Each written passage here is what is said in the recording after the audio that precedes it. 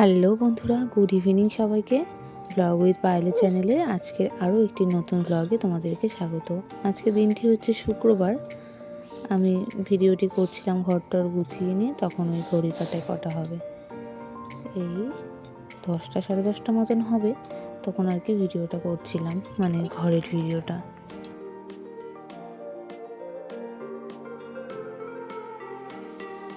আর দেখতেই পাচ্ছ, উঠে নিয়ে কিন্তু সর্বপ্রথম চলে গেছিলাম বাইরে কাপড় চোপড়গুলো মেলতে। আসলে বৃষ্টির কোনো ঠিক নেই, এই তো 3-4 দিন ধরে বৃষ্টি হয়েই যাচ্ছে অনবরত।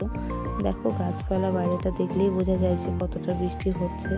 দিনের পর দিন বৃষ্টি হয়েই যাচ্ছে, একদম বৃষ্টি ভেজা মাটি গাছ সমস্তটা দেখতে অনেক সুন্দর, কিন্তু মেঘাচ্ছন্ন। আজকে কিন্তু রৌদ্র ওঠেনি, সেই রৌদ্র উঠেছিল ওই 1টার পরের দিক দিয়ে, তার আগে কিন্তু কোনো রৌদ্র ছিল না। তবুও আমি সকালবেলা উঠে দেখলাম যে বৃষ্টি নেই যেহেতু, তাহলে বাইরে কাপড়গুলো মেলে দেওয়াই যাক। আসলে 2 দিন ধরে জমা হয়ে আছে না সমস্তটাই, কিছুটা শুকোচ্ছে, পুরোটা তো আর শুকোচ্ছে না। তাই ভাবলাম আগে উঠে বাইরে কাপড় চাপড়গুলো মেলে দেওয়া যাক, যতটা হোক শুকিয়ে আসবে আর কি।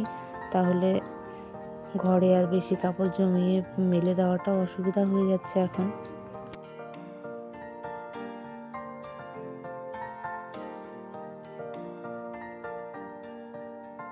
আর আজকে জানো তো, ঘর থেকে বেরোতে অনেকটা বেলা হয়ে গেছে, সেই 9টা মতন। আসলে ঘুম থেকে উঠেছি তো সেই সকালবেলাতেই, ছেলে উঠে গেলে তো আর আমার ঘুমানোর কোনো উপায় নেই।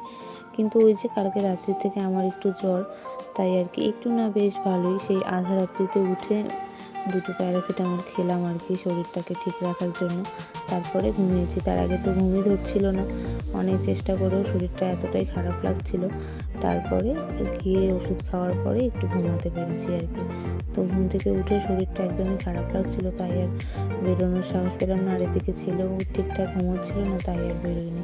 এদিকে সকালে টিফিন সমস্তটাই শাশুড়ি মা করে নিচ্ছিল, আর আমি কিন্তু পরে ছেলেকে খাইয়ে দাইয়ে ঘর থেকে বেরোতে সেই 9টা নাগাদ বেজে গেছিলো।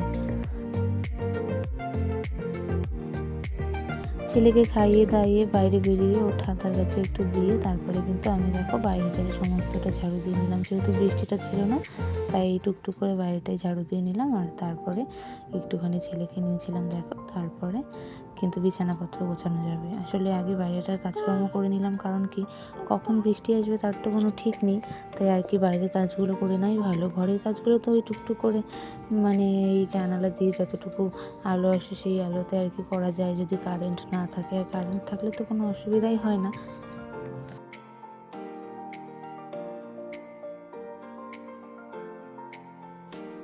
কারেন্ট না থাকলে প্রচণ্ডই অসুবিধা হয়, কেন সেটাও বলছি। আসলে কারেন্ট না থাকলে জল থাকে না, আর এদিকে ঘরে লাইটও জ্বালানো যায় না। আর যেহেতু জানালাও কম, সেই সব ঘর মিলিয়ে 2টো জানালা দিয়ে আলো আসে, তাই আর কি কারেন্ট না থাকলে প্রচণ্ডই অসুবিধা হয়ে যায়। আর যদি কারেন্ট থাকে তাহলে কিন্তু কোনো অসুবিধা হয় না। আর বৃষ্টির সময়, বৃষ্টি এলে তো জানালাগুলো একদমই বন্ধ করে দিতে হয়, কারণ কি একদম জানালার তো সামনেই বিছানা, তো বিছানা পুরো ভিজে যায়। বৃষ্টি এলে পরে যদি বন্ধ না করা হয় জানালা বন্ধ করে দিলে ঘর একদম ঘুটঘুটে অন্ধকার, কিছু দেখার উপায় থাকে না।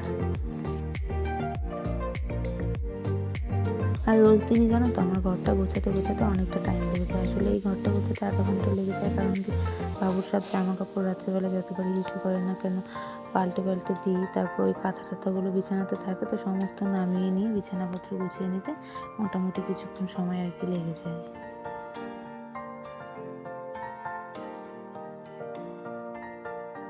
আর জানো তো আমার পুচকেটা কিন্তু দিন দিন বড় হচ্ছে আর প্রচণ্ডই দুষ্টু হচ্ছে।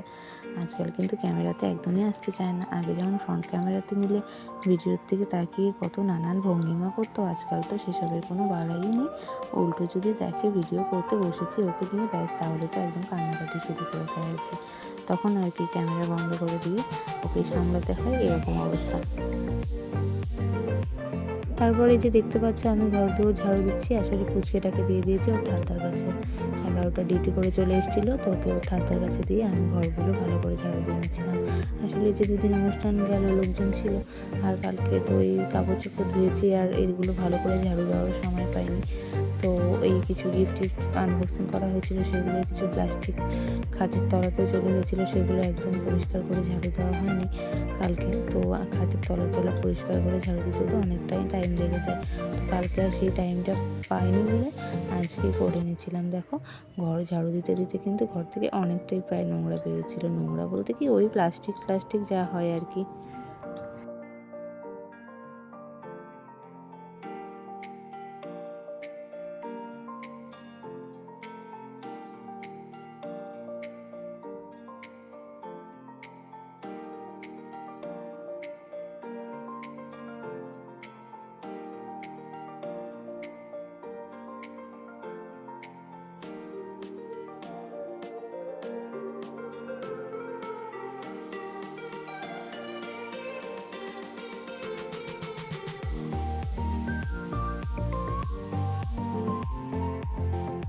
আর আজকের দিনটা তো ছিল শুক্রবার, আমাদের আবার নিরামিষ। তো সকালবেলাতেই ছোটো আলুর তরকারি আর ভাত করে টুকাইয়ের পাপা টুকাইয়ের কাকাকে দিয়ে দিয়েছিল ওর ঠাম্মি।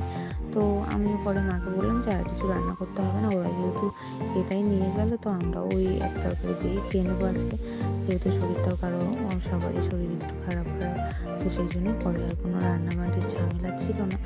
তো সেই জন্য আমি চলে গেছিলাম ঘরে আর কি, যত রান্না করে রেখেছিলাম মা সব কড়াই রান্না করে রেখেছিলো সেইগুলো ঢুলে নিয়ে তারপর সব আবার বাসনপত্রগুলো নিয়ে নিলাম পরিষ্কার করার জন্য। দেখে গ্যাসটা সমস্তটা নোংরা হয়েছিল, রান্নার পরে তো আর মোছা টোছা হয়নি।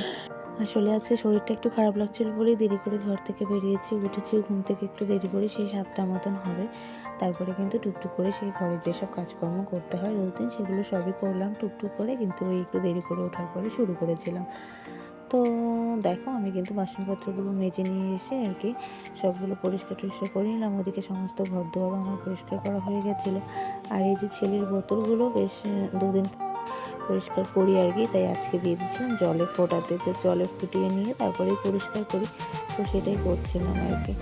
তো তারপরে স্নান টান করে এসে বসে গেছিলাম ছেলেকে নিয়ে একটু ভিডিও করতে, কিন্তু ছেলে তো আজকাল ভিডিও করবেই না আর কি, একদমই ক্যামেরার সামনে আসতে চায় না, তাই আর কি পরে ফোনটাকে অফ করেই রাখতে হলো। আর পরে একটু ঘুমিয়েছিলাম বিকেলবেলাতে, ছেলেকে নিয়ে রাস্তা হেঁটে এলাম, অনেকটাই ঘুরে এলাম। তারপর সন্ধ্যাবেলাতে দেখো অনেক জামা কাপড় নিয়ে দোকান দিয়ে বসে গেছিলাম। আসলে এই জামা কাপড়গুলো 2 দিনে কিন্তু ধুয়ে দিয়েছি, 2 দিনে এত জামা কাপড় ধুয়েছি সেগুলো ভাঁজ করা হয়নি, ওই যে শুকায়নি বলে আজকে সব শুকিয়ে গেছে। দেখো একদম দোকান ধরে নিয়ে বসে গেছি, কিন্তু কিছু জামা কাপড় কিন্তু যেগুলো আজকে ধুয়েছি সেগুলো এখনও শুকায়নি, সেগুলো কিন্তু আবার মেলে দিয়েছি মানে বাইরের ঘরে। তো এই ছিল আজকের ব্লগটা, কেমন লাগলো অবশ্যই জানিও, ভালো লাগলে লাইক কমেন্ট শেয়ার করে দিও, আর নতুন হলে অবশ্যই আমার চ্যানেলটিতে সাবস্ক্রাইব করে পাশে থেকো।